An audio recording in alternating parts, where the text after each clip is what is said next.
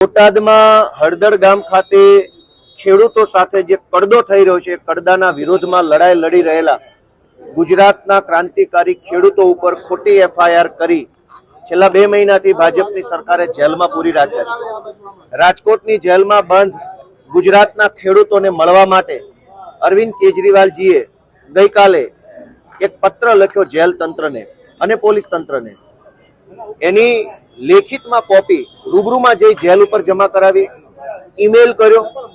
મેં એસપી સાહેબને, commissioner શ્રીના reader PI સાહેબને પણ ટેલિફોનથી કાલે જાણ કરી, ગઈકાલે સાગરભાઈ રબારીએ જેલ તંત્રને ટેલિફોનથી જાણ કરી।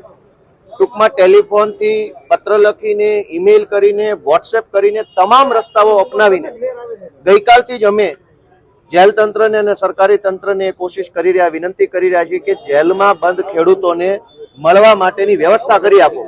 અરવિંદ કેજરીવાલજી ગુજરાતના ખેડૂતોને મળીને એમની હિંમતને બિરદાવવા માંગે છે, એમના મનોબળને મજબૂત કરવા માટે એમને અભિનંદન આપવા માંગે છે।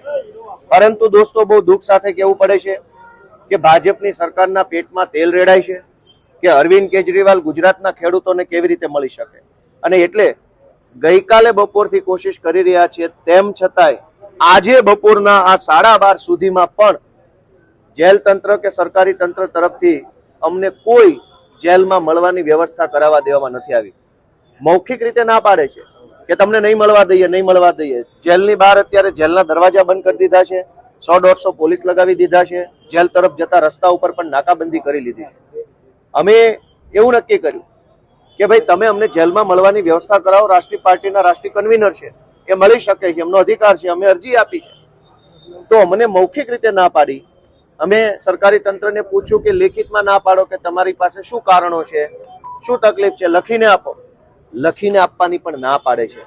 ત્યાર પછી અમે એવું નક્કી કર્યું કે તમે જો મળવા નહીં દો અને લેખિતમાં કારણ પણ નહીં આપો તો અમે જેલ ઉપર આવીએ, ત્યાં રૂબરૂ બેસી અને તમારી સાથે ચર્ચા કરીએ અધિકારી સાથે કે શું તકલીફ છે, કેમ નથી મળવા દેતા। જે હળદર કાંડની અંદર જે નિર્દોષ ખેડૂતોને પકડ્યા છે એ કોઈ ખરાબ કામ કરીને જેલમાં નથી ગયા, એમણે તો હિંમતનું કામ કર્યું છે, બહાદુરીનું કામ કર્યું છે।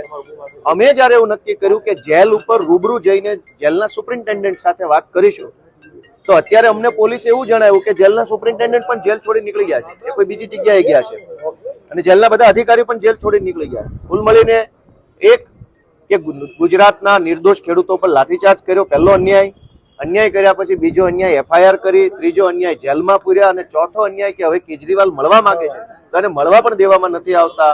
આ હદની તાનાશાહી બીજેપી કરી રહી છે। ગુજરાતની જનતા એને જોવે